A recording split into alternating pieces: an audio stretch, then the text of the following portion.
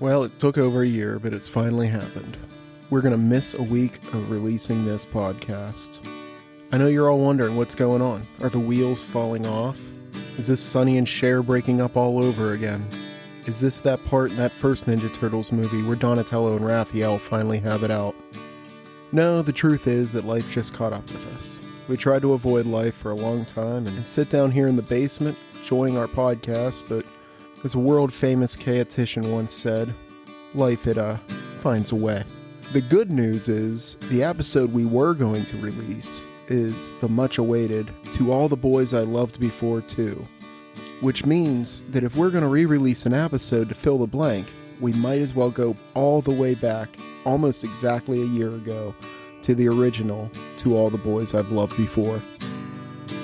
This not only stands out as one of my favorite episodes of our podcast, but I also consider it one of the first episodes of a turning point to really figuring out what the hell we were doing here. So enjoy this episode this week, and next week we'll be back with the sequel, fresh as daisies. Thank you, and welcome to You've Got Mails. Get out your pen and paper. Write a love note to all your favorite podcasts. Stick them in an envelope and send them out. I have a feeling that the podcast you truly love has been right here in front of you the whole time. Welcome to You've Got Mails. I'm Jason. I'm here with CJ, and we're here to discuss 2018's To All the Boys I've Loved Before. Hi, CJ. Expertly done. Thank you. Yeah, hi, Jason. Right off the top every time is perfect. Thank you. So let's get into this movie. This one, I think, of all the movies that we've watched so far, we're definitely not the target audience. Definitely I've not. never felt older in my life watching this movie. I can tell you who the target audience for this movie apparently was. Who? The critics. They love the shit out of this Fucking movie. A. I mean, spoiler alert, I didn't hate it. I actually had a pretty decent time watching this movie. It wasn't bad. Maybe we are the target audience. That's the thing is first I was worried about our podcast because how are we going to slog through these movies? Right. Now I'm worried about it because we might like them too much. I don't think that you can... No, I think, if anything, we're growing as people. And we're becoming better human beings for it. I mean, well, maybe. I mean, a lot of this stuff is just schlocky crap. But it's okay to like schlocky crap, right? Dare I say we're evolving. We are evolving. Bigger, stronger, faster, more romantic, right? So let's get into this movie. This movie was released for Netflix only. I kind of, when we made this list... In my head, I had a rule that I wouldn't put movies that weren't theatrical releases on the list. This one slipped in? I don't know how this even got on the list. I don't know where this came from. Apparently, it was probably on a Google list that I found that, 10 best romantic comedies or something like that. But damn it, I'm going to let it slide. Yeah. So it wasn't bad. So this movie is essentially about a girl in high school who writes letters to all of her crushes throughout her youth because she doesn't know how to express it outright. And this is kind of her way of coping with her feelings. Dare I say, healthy. This seems like a healthy way of getting... Hey, you could go stalker route. Yeah. You could go hopelessly pining route. You could go depression. Yeah. She writes a letter, gets it out of her system. Does she, though? Because I feel like she bottles it up the entire time. And this is kind of an arc for her character where she doesn't want to let people in. So instead, she just keeps it to herself and writes about it. When in actuality... Had she have asked any of these guys out when she liked them, she might have been in a relationship with them the entire time. But yeah, I mean, it's basically journaling. It's a good way to get through your feelings, I guess. But I also think there were probably better ways to go about it. My biggest question is, why the fuck did she put them in addressed envelopes? That's a pretty great question. And actually... It leads into the movie. I'm going to jump around a little bit. Yeah, please. One of them actually comes back, return to sender. I guess that fell a fucking move. I guess we kind of left this out, but somehow, well, we find out later, all of her letters that she's written to these guys get released all at the same time. They get mailed out to her, and then all of a sudden she has to deal with 5 different guys. Well, technically, it should have been 5 different guys. One guy never got the letter because she sent it to their summer camp. and one guy doesn't show up. No, yeah, the one guy didn't get the letter. Supposedly. We'll get into that later. But yeah, so, she gets all these different guys coming up to her at school going, well, I didn't know this was a thing. Where do we go from here? Since we're starting at the beginning. Okay. Let me ask you, at the very beginning, considering her older sister, who we now know is her older sister. Yeah. The actress playing her is definitely much older than her. Yeah, oh yeah. Did you also think that was her mom? No, I did not. No. Okay, because it was super fucking confusing when the neighbor boy came over and kissed her mom on the lips. That would have been a twist. I didn't see coming. Like I wrote my very first notes are kiss his mom on the lips, and then oh shit, mom's dead.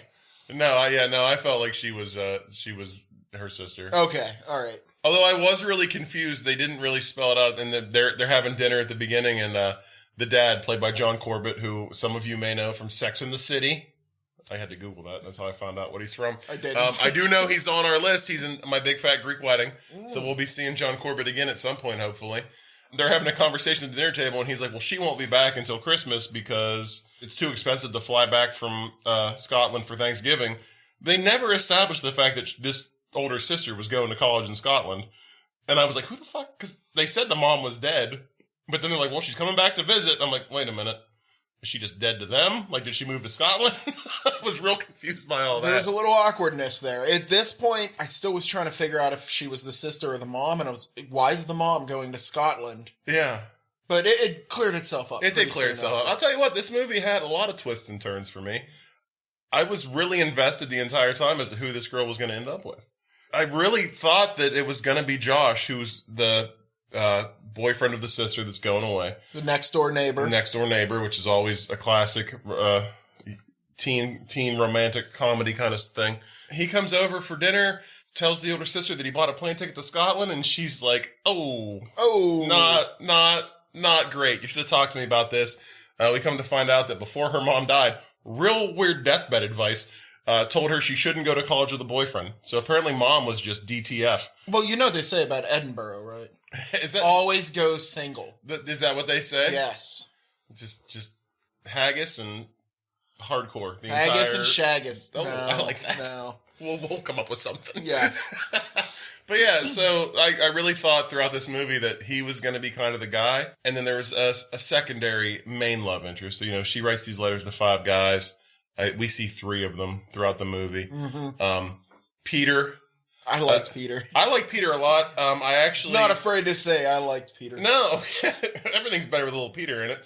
I really like Peter. As I like to call him, Peter, whoa, yeah, Kavinsky. Because I swear to God, this guy said, whoa. Like a yeah. Like a Joey Lawrence. Like so many times in this movie.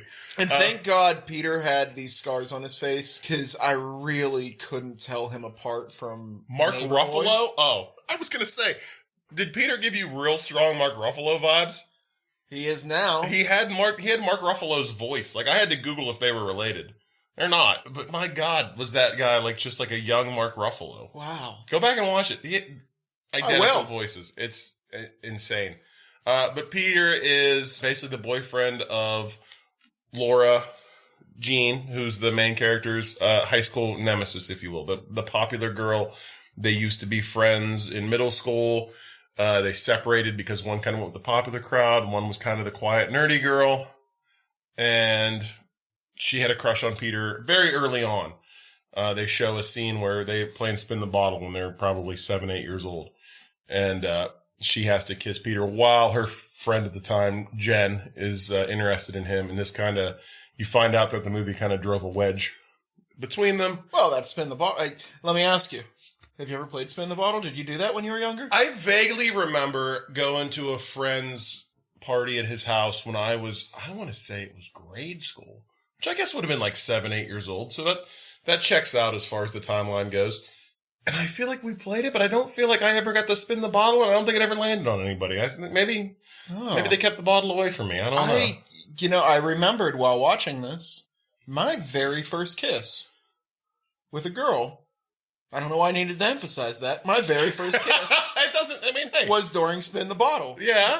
Ironically, and I'm going to just say this lady's last name, Bottle. No, it was not. Her name was Bottle. It couldn't have been. Absolutely. Was her first name Spinda? I'm not going to say her first name. Okay. Just for reasons. Well, geez, I think Bottle. that's pretty specific. Yeah. Ripe age of 24. No, I was probably 12, 13 maybe. And that was, I had no reason to be there. I was not a popular enough kid. I think I got tagged into a party somehow. Yeah. Let's talk about popularity a little bit in these kind of movies. because this is something that I take issue with. Laura Jean, played by Lana Condor, beautiful girl, had some of the best fashion sense out of all the people in this movie. Just a really cool looking chick. Like, I would hang out with this girl. And she's supposed to be the unpopular one in this high school. Everybody in this high school has impeccable fucking They're fashion all sense. beautiful. So how do you decide who the unpopular one is? I thought it was very odd because the school itself looks like your generic high school. They must have shot this in a real school. It had small corridor hallways, low ceilings. Didn't look like your normal high school musical school where everything's gigantic and there's all these weird outdoor sections. Yeah. I thought it would have been just normal kids going here, but no, all these kids are and it's great. My favorite fucking high school trope in movies. Half of them are well into their 30s, and the other half are maybe teenagers. Yeah, there's definitely... They're all dressed so fucking immaculate. Right? Nobody's going to Goodwill in this town. Like, nobody's parents are hard up for money. Like, nobody's wearing their hand-me-downs. They walked out of a magazine ad. I mean, the town's got a Korean grocer, so they must be a pretty diverse town. True. Well, this does, I don't know if you know this is set in Portland, which Portland is a pretty hip area. Yeah. So, I mean, it does check out that they might have a Korean grocer and a lot of other cool little things. And everybody is just beautiful and impeccably styled. A Korean grocer, and probably, I'm guessing, just by the product placement, 30 to 40 fucking Subways in this town. Okay, I was going to save this for later, but who says that sub's pretty tight, right? What the fuck was that? One of my favorite characters, her best friend. Chris was her name, and she's she's the cousin of Jen, who's her old friend. They're now nemesis. Yeah, that sub is tight, right? Well, that's a sweet onion chicken teriyaki with extra sauce, onions, and grilled. Aren't you glad we ate fresh? Yeah, and they have they meet in a Subway. And Subway, I watched a movie yesterday where two characters meet in a Subway and have a big chat over their sandwiches. And I'm thinking Subway's just throwing out these sponsors left and right. You think that they'd be a little bit more insecure about that at this point. Well, I mean, they raised the prices of their subs by 100%. Oh, don't get me fucking started. We could change the topic of this We could change the topic of this fucking podcast. Welcome to Subway No Way, a podcast with Jason and CJ, where we talk about how much we are upset at the price hikes in Subway subs. Look, it's not real fucking chicken. Don't give me real chicken prices. All right, that's fair. All right, let's get back to the movie before we go on a Subway tangent. So yeah, the movie continues to go on kind of where all these guys get the letters. The guy you think she's going to get with, the real crush, the most recent crush is Josh, the next door neighbor who's dating the sister. She has to find a way to kind of divert and diffuse that situation. Peter, the other guy who's dating her nemesis, they've just broken up. So they come to an agreement where they will pretend to date for two reasons. To make his ex-girlfriend jealous so they can get back together. And so that Josh, the other guy, completely forgets about the fact that she may have liked him at some point. Totally healthy relationship. Yeah, absolutely. It sparks from the very fucking beginning. Yeah, but this is where things get interesting because I didn't want to like Peter, but you really kind of like Peter. He just seems like a swell fella. He does seem like this guy is a better fake boyfriend than probably most real boyfriends. He's doing all the right things. He's driving her to school. He's best friends with her little sister. He's posting her up on Instagram. He's writing her love notes every day. And somehow Laura is just it's all still just an arrangement. Everything's fine. Yeah. Even very clinical. Yeah, which is kind of her deal, is that she doesn't want to let people in. But at the same time, throughout the movie, you kind of see that she's falling for this guy more and more. And Josh is just kind of the creepy guy who's always outside of the house for some reason. That actor, he's got personality. And I looked up because I was a little thrown off by the scars on his face. He was attacked as a young child by a mastiff. Yeah. So he had a good chunk of his face pulled off. Had a lot of plastic surgery. Still dreamy. Never attempted to be an actor. Really? He followed his older sister to, what do they call that? An interview, an acting... Audition. Okay. And they said, well, what about this kid? And he super shy because his face is all fucked up. Yeah. Gave it a shot, and they've cast him on the spot in whatever show that was.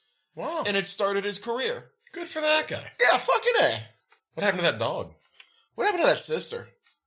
Oh, she's got to be upset. Yeah, right? you know the dog didn't make it. Oh. The dog always dies in the end. Yeah, but he's kind of responsible for his whole career now. Yeah, the sister who's like, let me get my fucking brother with a chopped up face gets a role before I do. Yeah. What's that all about? Why does Phantom of the Opera get my role? Good for him. Good for him. So yeah, so you kind of go through this movie, and this is where I kind of had the twists and turns because I really thought it was going to be Josh, and then it's Peter, and then you can't really tell what's going to happen with Peter and Laura. But Peter's such a nice guy, but there's this whole thing where he's still just constantly, hey, you did a really good job today. Jen's really getting jealous, but also he's just a super sweet guy to her, and you're like, what? Come on, dude. One of you needs to shit or get off the pot because you're obviously in love with each other. Like, why are you still trying to make your ex jealous? Absolutely fucking agree. From this point, Josh sort of disappears for a good chunk of the movie. Because he's hiding in the bushes outside the house. That is, he's got the Ferguson thing going on. I've kind of noticed a weird, like, I'm going to try to pick out the stalker in every movie now because there's absolutely a stalker in every movie. You think Josh? I think it's a stretch. Really? Because there's not a scene in this movie where she doesn't look out her window and he's already kind of lurking outside. Either he's not allowed in his own house or this guy's just waiting outside for her to come out. And then even at the end, like, her and Peter kind of get into, like, there's a misunderstanding, if you want to call it that.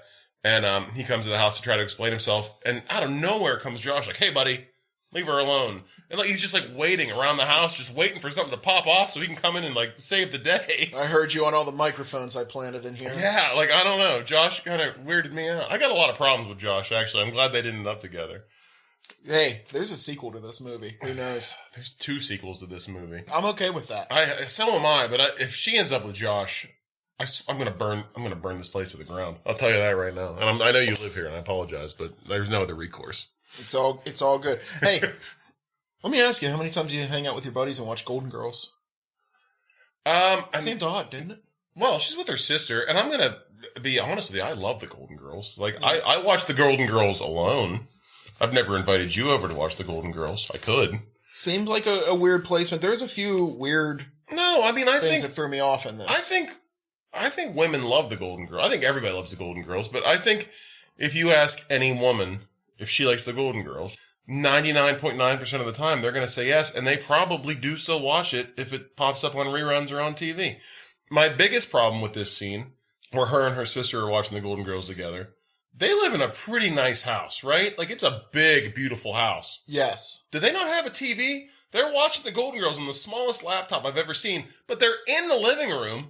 I was trying to think, is this like a Z-Lennial thing? What, like watching on your laptop? So you feel like you're watching it on, like, a TV that was the TV the size in, like, the 80s when the Golden Girls came out? Like, they gotta have a smart TV, right? Like a Roku. Like, I don't understand. Maybe they're like one of those real progressive families that don't have... They say, like, oh, we don't even own a TV. We just watch everything on our computer. Dad does kind of seem like that kind of guy, actually. He might. Trying out international cooking and... So I have in my notes, I have John Corbett, dad, cool dad, maybe a little too cool. Did you get was he kind of like an annoying cool dad to you? He was, he was so, like, progressive and, like, wanted to, like, be a part of his daughter's lives that it was almost like... Yeah, he played the Danny Tanner role. Like, he has 3 daughters that he didn't expect to raise alone, and now he's like, I gotta be cool or else they're gonna run away from me. I guess. I don't know. Something about, like, those kind of... Like, there was no... Like, I don't like the dads that are trying to be your best friend. Like, your dad needs to be like...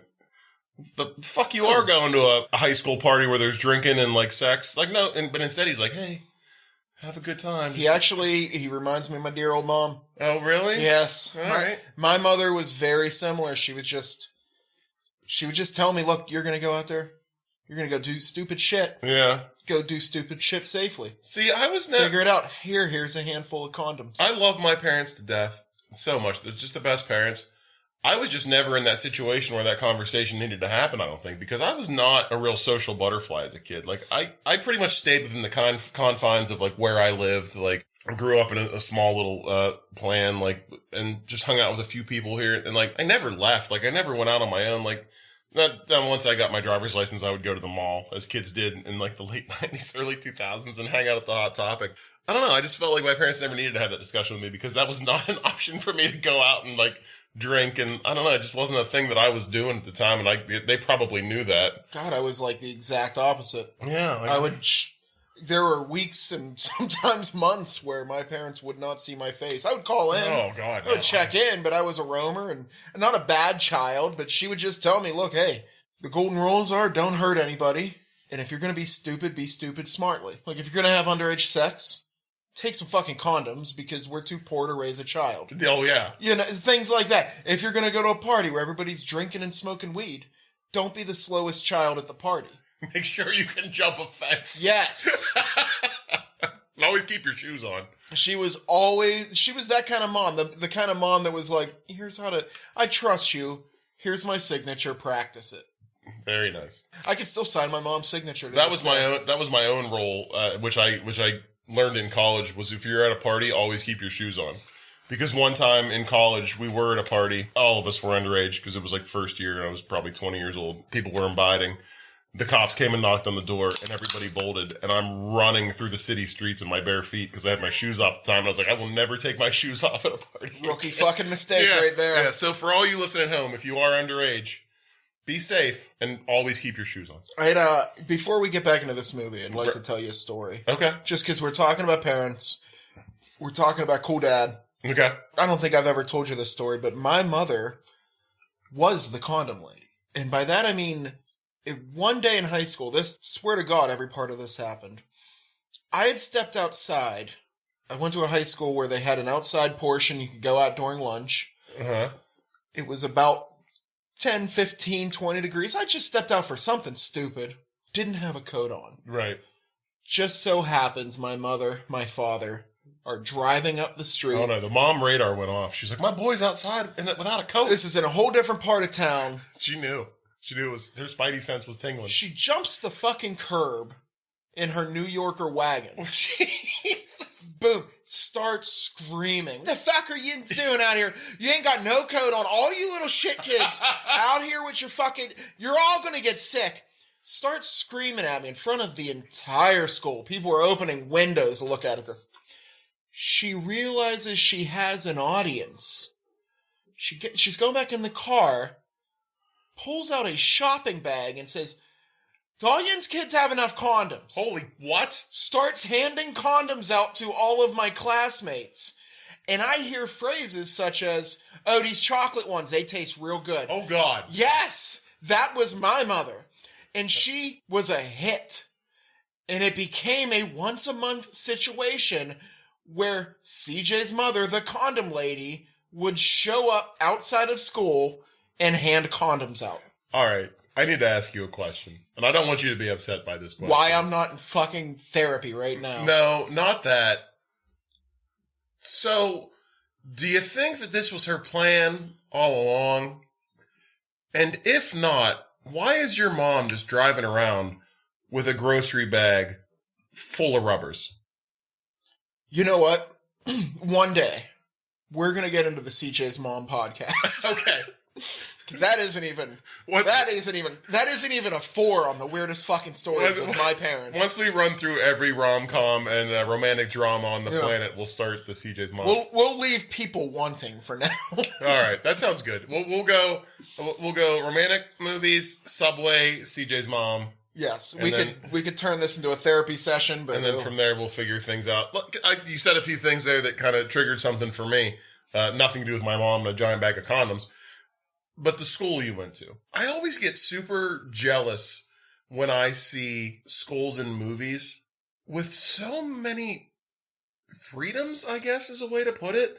Like, when I went to high school, I'm from a relatively small town, but not... I couldn't even tell you people I went to high school with, but it was a decent amount. Like, we had a pretty big school, but there was no, like, going outside during lunch or, like, sitting under the bleachers or... There was no, like, courtyard. Like, once I walked in the front doors of my school in the morning, like, I was inside, confined to that school, unless, for gym class, we were going outside to run the mile or play an outdoor sport.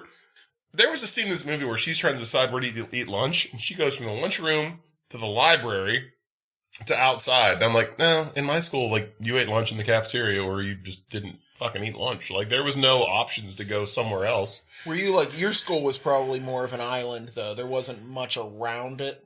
It was in a small suburban neighborhood. I mean, there were houses. People lived, like, right across the street from the school. It wasn't, like, out in the woods or in a field somewhere. I think like, we had a little bit more freedom. I went to high school in the south side of Pittsburgh. Okay. So there are more bars and restaurants per capita than Bourbon Street. Yeah. On that street. But not there. Places that a high school kid would go. Well, I mean, I guess the restaurants. Yeah, you had 45 minutes. If you could make it up the street and grab a slice of pizza and make it back, you were good. Oh. Basically, don't bring any guns in, and you're all right. Other than that, you're fine. See, that's unbelievable to me. Like, you're just letting high school age kids just roam wild in the streets of Pittsburgh. It was also a vocational school, so some kids were traveling there halfway through the day. Okay. There's a lot of coming and going. You could get out of there and get back pretty easily. Okay. It's funny, the most freedom I ever had in school was actually when I was at my baddest. Because there was a point where I went to Votech as well, but I would go from school to Votech, like it was in a separate part of town. So you would have high school in Hollidaysburg, which is where I'm from, and then Votech was in the next town over, which was Altoona. And at one point I got suspended from riding the bus, and they were just like, well, you can just drive yourself.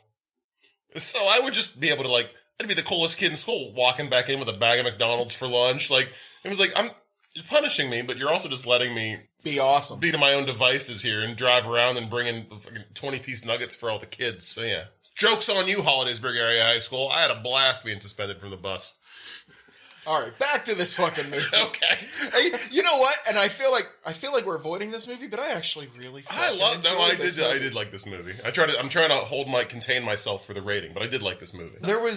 There was no really bad character. There was the ex-best friend who was kind of a douche. I didn't like her. And even at the end, there was she didn't have any kind of redemption, which, again, there's sequels. Maybe she comes back. Maybe we see them kind of reconcile. You know, she was I put in my notes, how to hold a grudge 101. The guy she liked got kissed in a spin the bottle thing when they were 7.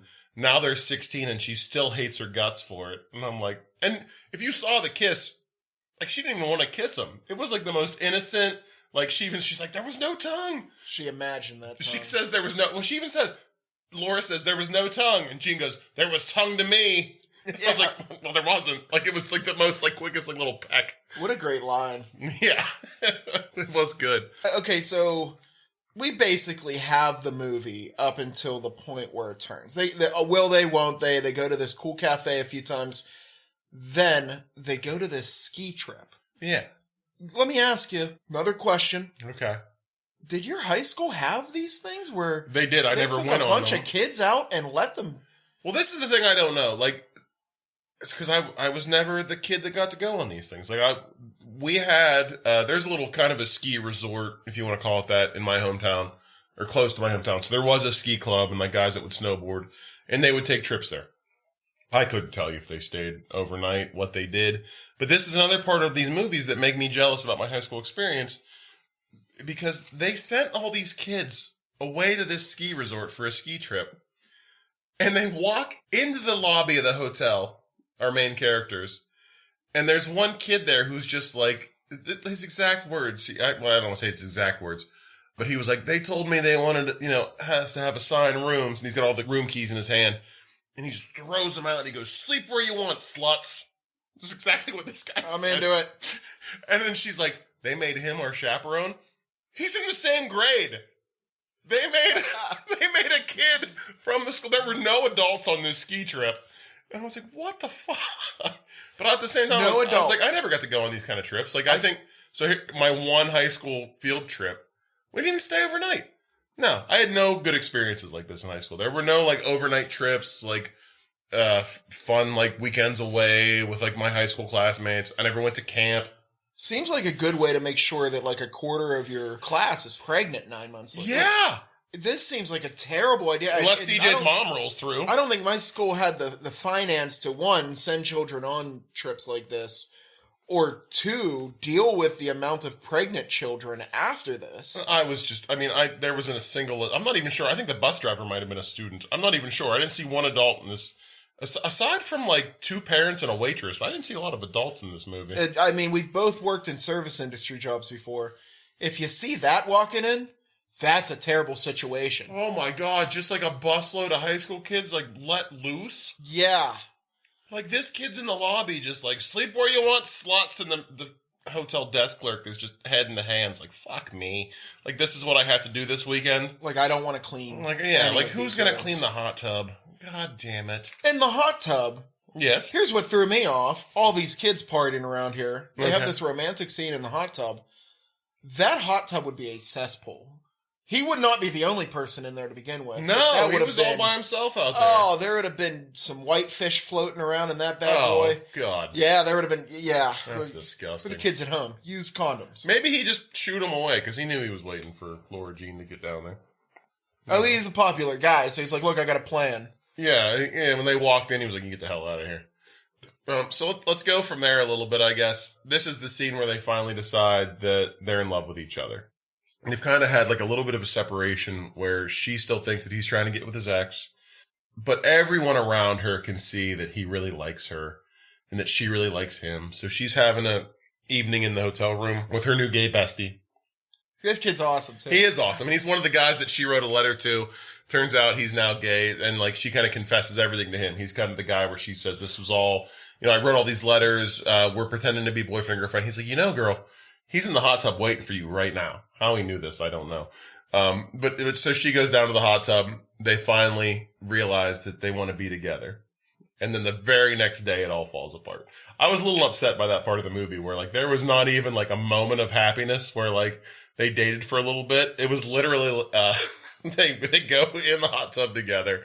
She gets on the bus to go home the next day. Everyone applauds. So she automatically knows that he's told everyone that they hooked up. And then the ex kind of runs a little bit of subterfuge, where she kind of says, oh, he slept in my room last night. He came back to me last night. So the easiest shit in the world to see through, or at least I thought. I thought so too. But at the same time, I think he did. Like, he never denied it. She comes up to him at the bus and says, oh, did you sleep in her room last night? And he's like, let me explain. She doesn't let him.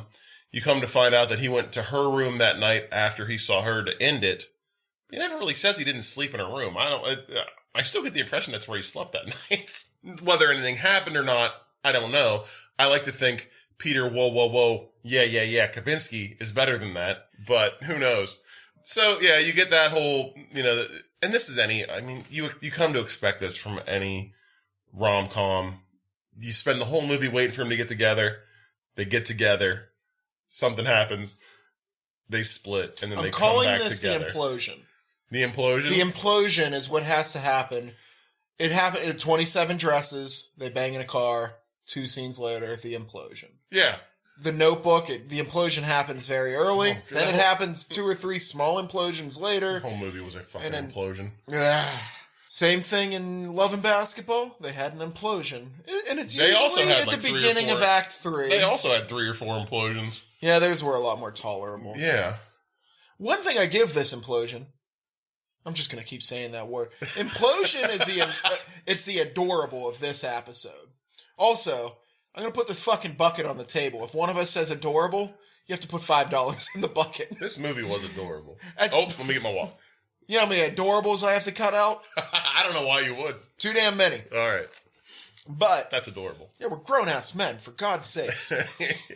But this implosion, of all the ones we've seen so far, I think handled the best. There's a lot of confusion. At first, she's a little irrational. He's a little irrational.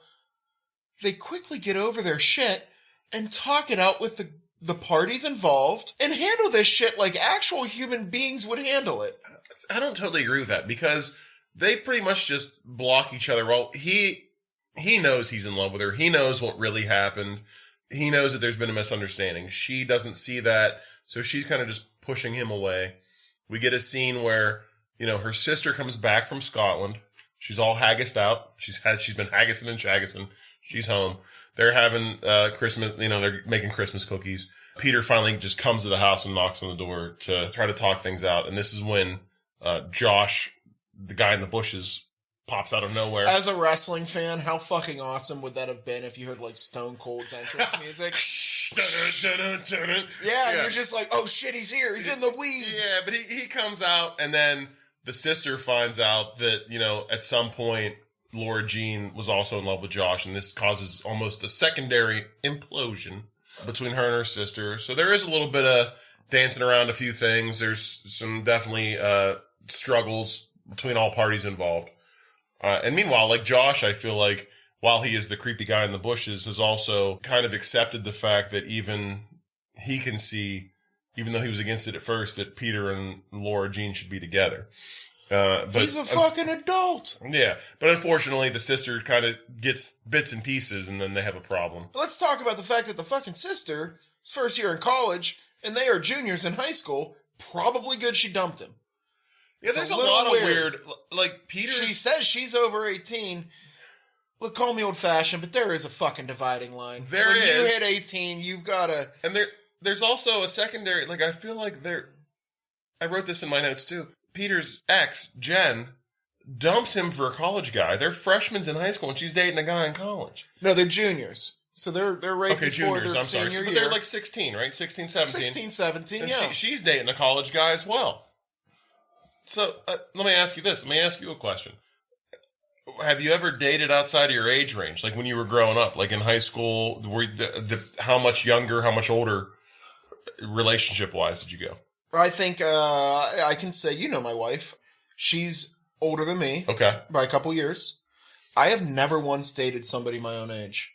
Okay. It's always been women that are a few years older than me. Okay. Every single time. Never once, I don't think I've ever even so much as kissed a girl younger than me. Really? Yeah, I don't know. Maybe it's MILF porn thing or something. Maybe wow. No. Go ahead, cut that one out. No, we're not editing that out. That's going in the books. Yeah, I don't know. I guess that is my age gap thing. I got you. I've dated in my adult life. I've I guess gone a little higher, a little lower. Yeah, you're not a guy that sets I mean, I definitely set a limit. You don't set parameters, though, where you're like, I only date women like this. As long as it's a legal thing. Oh, yeah, absolutely. And you like the gal, you'll give her a shot. I kind of met more high school age you. And, like, did you ever date, like, as a junior, did you date a senior? As a senior, did you date a junior? Like, did you ever, when you were in high school? I only dated one girl in high school, very briefly. I was not a good... believe it or not, by the look of me... Yeah, not exactly dragging them in. I don't believe it, but I feel you because I was the same way. I was no farmer, sir. I was pulling no hose. Yeah, I was. I was not a Don Juan in school myself, but flirtatious relationships, kind of like nothing serious. But I guess I dated. If I did date in high school, I usually went for lower class men, ladies. Whatever you want to call it. I just went for lower class ladies. I feel like everybody in my grade knew I was a loser, so I had to go.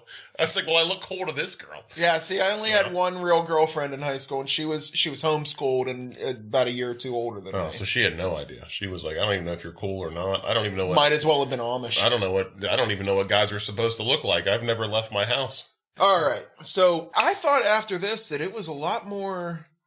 like, they just became adults. She has a conversation with her sister pretty much immediately. You got to. Yeah. They explains air it the out. situation. They figure it out. They hug it out. They move on. And then she has a conversation with this Josh fella that she should have had from Act 1. Yeah, absolutely. And they have... It's kind of her whole thing. And a conversation so adult that everybody else in the room's like, oh yeah, you got this figured out. The most adult of all these people, which we've left her out completely, is probably the little sister. Oh. She's the reason... Go ahead and put $5 in that fucking bucket right now. She's adorable. She's the reason all the letters get sent out because she kind of realizes that her sister has all these guys that she likes. And she actually sees an interaction with her and Peter and thinks, well, he likes her. She sends out all 5 letters because she's like, well, 1 out of 5's got to hit. And she wants her sister to have a relationship and be happy. Playing the odds. Yeah, exactly. But she can even see it. She was like, you need a relationship. Like, you obviously like a lot of people. You just don't want to let anybody in. So let's get the ball rolling. Let's grease these wheels. But they all have this little talk, obviously Peter likes you. Please just go tell him you like him too. This isn't a fake relationship anymore. For being such a smart girl. Real fucking dense. Yeah. As Peter said. Exactly. Without the fucking. He doesn't say fucking. This is a teen comedy. They throw a couple. They say shit one time. I think she says bullshit. There is a scene where the ex-best friend's new best friend at the party... Oh, God. Please, tell me you wrote this down. Oh, absolutely. Because I kind of want to dissect this, How too. did it go? Was it H on C, H on P, H up and down on P? What a great fucking line. That is about as ill as they get in this. It's the most risque. Which isn't very deep, but yeah, it's the most risque they get. They say a lot of things without saying creative. A lot of things. So yeah. if you're a 40-plus man watching this movie, you know what they're talking about. If you're a young teen girl... Maybe you're not sure what the H and the P and the C and the T are, but... Oh, you kidding me? These kids nowadays, they shake hands with anal. Oh, Jesus. Oh, yeah. They're at third base before we even knew what third base was. These kids today... You can't see it, but I'm shaking my fist in the air. These kids today... You're actually shaking your fist in the air. No bullshit on this podcast. I tell it how it is. That line it gave me a little spit take. It was good. I did like it. So... We're at the point in our show where we're getting towards the end here, and we'd like to just roll on into our grand gestures. Anything that you'd like to say about this movie that you'd like to, proclaim before it's too late? Yeah. Tell this movie how you really feel about it. It's not fake anymore. You really want to just say what you feel. What I want to do is actually give you a list of other movies. Okay. I'm gonna say a short list of movies, and I'd like you to tell me what they have in common. Okay. Okay, let's go. Forrest Gump, Love Actually, Saving Private Ryan, The Notebook, Titanic, Jurassic Park, Avengers Endgame, Rocky, Con Air, The Shining, and The Shawshank Redemption. They're not all based on books. I don't know. All of these movies have a lower Rotten Tomatoes score. I'm sorry. All the boys I've loved before. I know that this movie was very highly rated, but 96%. Better than The Shawshank Redemption? 91% on The Shawshank. What?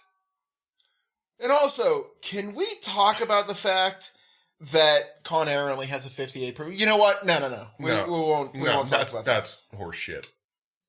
All of these movies have a lower critical score. Critical score or audience score? No, this is the actual critical Rotten Tomatoes score. Now, this movie deserves its flowers. I'm blown away. The movies that beat it were things like Casablanca. Oh, Jesus. Exactly. This is not a bad movie by any stretch, but holy... Come on now, people. Shawshank really bothers me. Blew me away. Shawshank really bothers me. The rest, Shawshank? Jurassic Park? Shawshank. Avengers Endgame. Shawshank. It's true. I'm real upset about the Shawshank one. The other ones, I'm upset about. I don't want to say upset. It deserves its place also, in the pantheon, but not heartbreaking. Love Actually, 64%. They don't know what they're talking about. Yeah, they can. Yeah. Kick rocks. That's right. Okay, that was kind of my big thing on this one. How about you? I got a few things. So, as you know, well, maybe you don't. Oh, wait. I got one more. I'm sorry. I have one more. By all means. Let's talk about a man named Michael. Ooh. Is that going to be a hard one to pronounce? Michael Fimignari. Let's just call him Michael. He was the cinematographer for this movie. Okay. What else did he do? Did you notice something about this movie? And it was shot in a way that none of these movies have had so far. Let me tell you about let me give you a short list of some of this guy's movies. Okay. The Haunting at Hill House. Okay. Dr. Sleep. Ooh. Fall of the House of Usher. He does all horror movies. Midnight Mass. Well, okay. Is that a horror movie? Mike Flanagan is a director who did Dr. Sleep, House of the Fall of Usher, Midnight Mass. They must be Paranormal, Ouija, constant collaborators. But yeah, it's just Before I Wake. He's a horror movie cinematographer. You know what a cinematographer does. Yeah, absolutely. They set up the shots. They set up the lighting. And it showed. If you watch this movie, you could recut this movie into a fucking horror movie. I did have a weird inkling at one point where, you could probably... There was tension in some of the scenes that, because of just the way it was shot. You could... Because, obviously, she has a lot of, this is tough for her when all these guys find out that this was not meant to be thing where all these letters were sent out to people, and you kind of felt the stakes and felt like her horror, if you will, about like what was going on at that point in time. And you did kind of get that. I did actually have that thought as I was watching it. So, and they say that movies are often made by the editors and the cinematographers. Yeah. The director's just there to say things and give a general theme. I like that. Okay, but off to yours next. All right, so I only got a couple for this, just little things. One that I thought was pretty interesting was that Jenny Han, who wrote the books that this movie is based on, she shopped this around to a lot of different studios. Everybody that wanted to make the movie wanted to change the race of Laura Jean. Jenny Han is an Asian woman who wrote the book. It seems disrespectful. It does, and she wrote the book, and in the book, Laura Jean is Asian. And every studio wanted to cast a white actress, and she wouldn't settle until she found someone that wouldn't change her race, and that was, I guess, Netflix Studios. So hats off to Netflix, I guess. Now, I guess in the book, a lot of her love interests are also Asian males. They changed the race of all of them for the most part, but they did keep Laura Jean Asian. So that's... I give them props for that. Yeah, I would say, you know what? And I was thinking about this movie. 9 times out of 10 this movie gets made. Yeah. It sucks. Yeah. This was the 1 in 10, right? Yeah, here. I think so. And also, Jenny Han, the woman who wrote the books the movie's based on, has a small cameo in the movie. No, she actually plays a chaperone during the homecoming dance.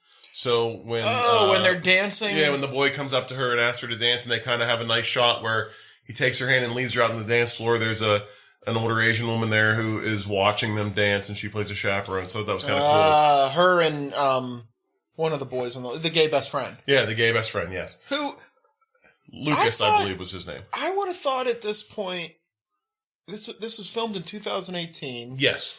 Let's say I went to school, I was in high school right around 2000, 2001. And there were a few gay kids in the school. And it wasn't as accepted, but it was being more accepted. I would have thought by now that, like he said, like, oh, it's not don't let anybody know. Like, I would have thought by now that it would have been accepted. And I would have hoped it would be. I kind of liked the way it was played. It was very much, when he finally brings her the letter, and he says, you know I'm gay, right? She goes, oh, yeah. She didn't. Clearly not. But everyone else does. You get the impression from the movie. He was like, my mom, I'm out, and I'm happy about it. My mom knows. My dad knows. Just don't go telling everybody, because, it's high school. So I feel like it doesn't want it to become like this, doesn't want it to define him and become like a joke to people. But I feel like everybody in high school knows, and I feel like they're all pretty cool about it. Like even...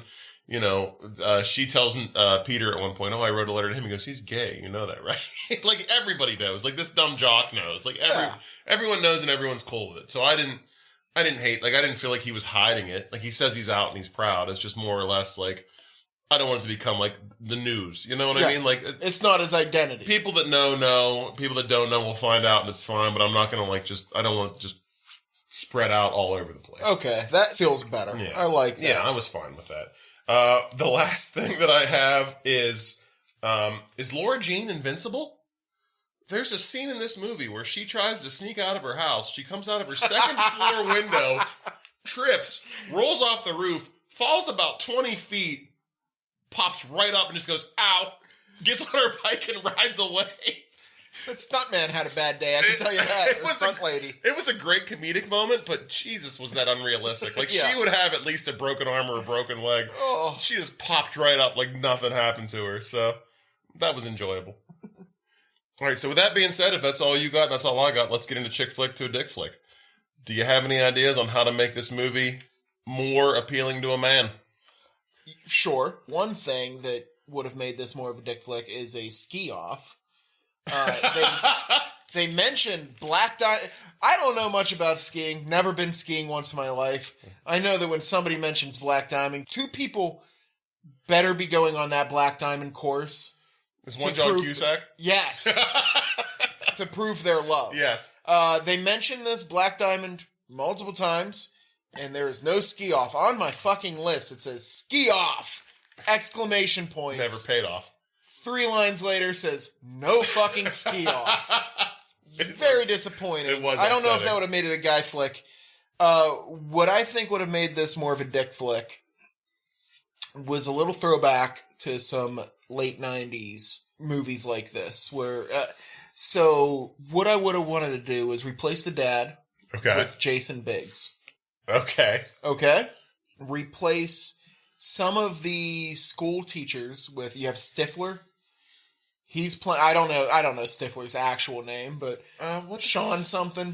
Yeah, Sean William Scott. Sean William Scott plays the principal, but they're playing their characters from American Pie. So it's like American Pie Jr. Yes, I like that. Which I've seen. They've made American Pie Jr. movies. They're fucking terrible. But this could have been a better one. But don't really play it up. Don't give them a lot of meat to play with. But have them in the movie just playing themselves from those movies, quick scene or so. I like that. I thought it would have been great because American Pie, it was a funny movie when I was 17 years old. Yeah. So that would be my choice. Beautiful. I like that a lot. Oh, thanks, buddy. All right. So here's mine.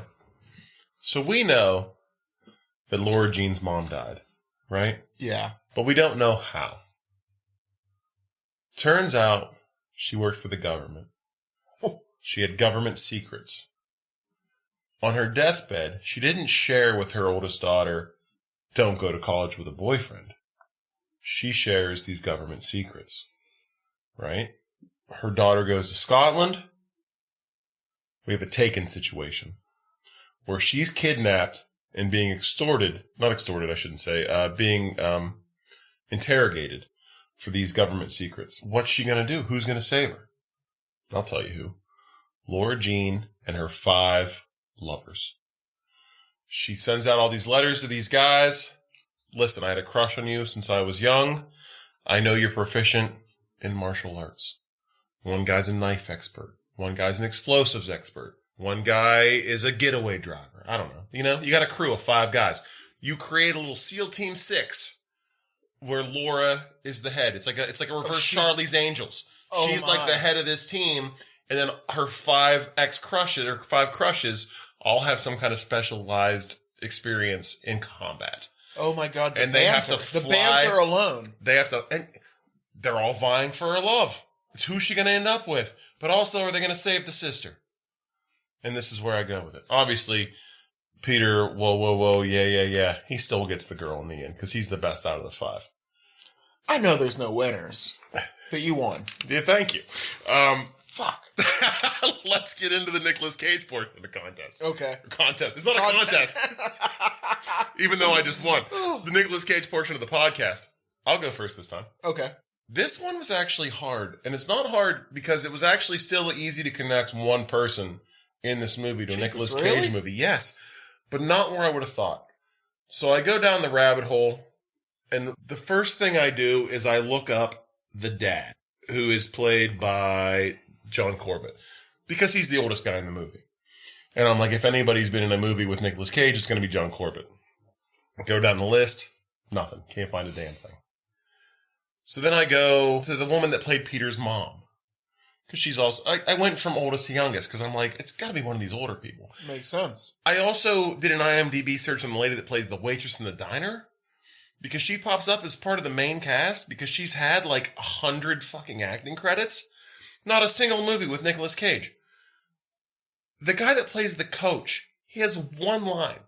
When Laura Jean passes out and then makes out with Peter, he goes, "Hey, 2 laps, Covey." He's been in 100 things.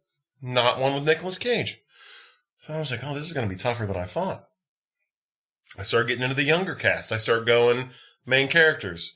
The girl that plays Laura Jean, the guy that plays Peter, because I'm like, well, they're top billed. Maybe they've been in more things. Nothing. You know what I find out? Chris. The girl that plays Chris. Jen's cousin. She's awesome. She is awesome. And she's in an awesome goddamn movie. Her name, and I want to give her credit, Madeline Arthur, is in one of my absolute favorite, most recent Nicolas Cage movies, based on an H.P. Lovecraft story, Color Out of Space, which is like a sci-fi horror movie, plays his daughter. And there you go, people. There's not a single movie, and I'm going to put money on it right now. I'll tell you right now, there's not a movie I can't connect to Nicolas Cage in one person. And the day that I don't, I don't know. I'm going to do something wild. We'll figure it out. All right. But CJ, anything on the Nicolas Cage front? I do like Madeline Archer, you said? Her name is Madeline Arthur. Arthur. Yeah. She was great at a TV show called The Last Blockbuster. Mm. Yeah, she was awesome. Great comedic timing. Nice. So normally I've been trying to contact Nicolas Cage. Right. I'm not hitting a lot of great. I'm still working on this. Yeah, he's not here today, and I was every day I walk into this basement and he's not here, I get a little more sad. I do that just waking up in the morning. But I want to have some Nicolas Cage in this, so I'm going to go back on another idea that we might have had. Okay. Where would I place Nicolas Cage in this movie? Oh, okay. I had 3 ideas, and I'll save the one I think is the best for last. Is one, go ahead and replace Laura Jean with Nicolas Cage. No context at all. No context at all. He's a high school girl. Same exact script. They don't change anything. He plays it off the same way. Okay. I'd watch that. One is more realistic. Replace the dad with Nicolas That's Cage. an obvious. Yeah, that's an obvious one. The one that I think would be best is at the very end of this movie. Did you catch the post credits? Yes, one of the boys who didn't show up throughout the movie that you didn't know whether he got the letter or not shows up, setting us up for a sequel. Cage. Oh, that's my him God. right there. He plays so a high she school opens kid. the door. Nicolas Cage is standing there wearing a high school boy's uniform, and he's got the letter in his hand. Never says a word. I love it. Let's make it. I wish we could put Nicolas Cage in everything. I really do. And how the Con Air didn't get a better rating? Put the bunny in the box. You don't even want to know where Face Off landed. Oh, Jesus. All right, ratings. Ratings. Would you like to go first? Sure. Okay. I am going to give this 4 boys that I loved before. 4 boys. Yeah, this is, it surprised me. It was better than I thought it would be. I was dreading turning this on. It is one of the better movies we've watched so far. I'm right with you. I'm trying to think. I gave Love Actually a 4.5 or a 4. I'm not sure. It was a little low. It was because I am critical, and I don't want to. I'm not giving anything a 5 unless it actually just blows my socks off. You're one of those guys. I'm one of those guys. I'm not. You got to earn it. 5's on the list, but we never give a 5. Yeah, I'm gonna earn it. They're gonna earn it. I'm not gonna earn anything. I need them to earn it. This movie has to blow my socks off to get a 5. So I'm gonna come in, I think, at a 4. I really like this movie. I'm in the same boat as you. I came home today. I watched this, I think, like you did, just today before we did the podcast. And I was dreading it. I'm not a young adult fiction guy. I don't want to watch a movie based on that. But this movie I'll tell you what this movie gave me real vibes of was Easy A, which is on our list with Emma Stone. And yes. I love that movie so much. And this really gave me those kind of vibes. I was invested. I had favorite characters. I knew who I wanted her to end up with. It was a really just fun, easy movie to watch. It wasn't a slog. I had a good time. I laughed quite a few times, and I was invested in where the characters went. And there's 2 sequels, and I'm going to be honest, I am going to wait until they come up on the list, but I want to watch right now. I want to see where this goes. So, yeah, it's a 4 for me. It's a 4 for me, dog. Nice. I like it. All right, so let's roll for our next movie then. All right. What do we got? See. We are going to go with number 89. 89. I like it. Let's see where we're at on 89. Girls Trip. Oh, really? Yeah. Are you excited about Girls Trip? I actually am. This is one of the 4 or 5 that I am excited about because this is a movie that my favorite movies are probably comedies. Yeah. And this is a dark horse comedy. This is one that it comes up on lists all the time as you didn't see this, but you need to. And I am excited. Yeah, I feel like I know a little bit about this movie. I know that Tiffany Haddish is in it. Yes. I believe Queen Latifah is in it. Okay. I know it's kind of a girls go to maybe New Orleans. Like they go on a girls trip and something about New Orleans and chaos ensues. So I'm excited. You know what? And I'm also I recently just went to New Orleans, so I'm kind of excited to see what they did that compares to my trip. Probably more. Probably had a way better time. Although I had a pretty good time, but I feel like Tiffany Haddish and Queen Latifah know all the cool spots to hang out at. I mean, Tiffany Haddish is the cool spot. That's right. Like if she's there, you're at the right You're place. having a good time. Yes. I agree. All right. So I think that's it for us then. Thank you for joining us on this episode of You've Got Mails. And until next time when we review Girls Trip, stay romantic and don't be shitty to each other. Put that H on the C, baby. Well, back.